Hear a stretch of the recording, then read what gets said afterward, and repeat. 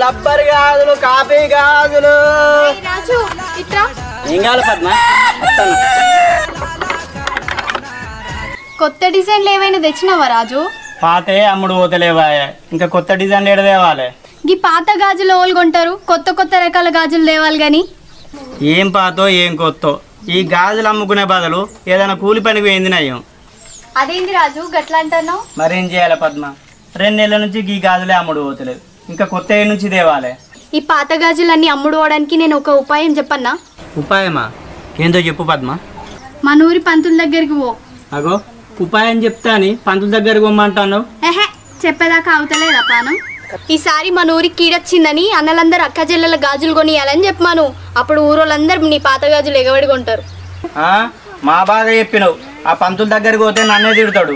ఏం తిట్టాడు గాని ఈ గాజులన్నీ అమ్ముడు పోతలేవని బతిలాడు. సరే సరే అది చూస్తా. సరే గాని రాజు ఈ గాజులు నాకేయవా?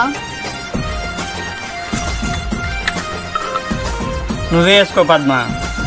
అదే అందరు చేయి పట్టుకొని ఎత్తు నాకెందుకేయవు? ఎందుకో నీ చేయి పట్టుకుని వేయాలంటే నాకు భయం అవుతుంది. భయమా? నా చేయమని నీకు బాంబులెక్కగా పడుతుందా? బాంబో గింబో ఏవాటు నేను పోయి వస్తా. పైసలు వద్దా? పైసలు వద్దు, ఉపాయం చెప్పినవా దానికి సరిపోతుంది. గాజులమ్మ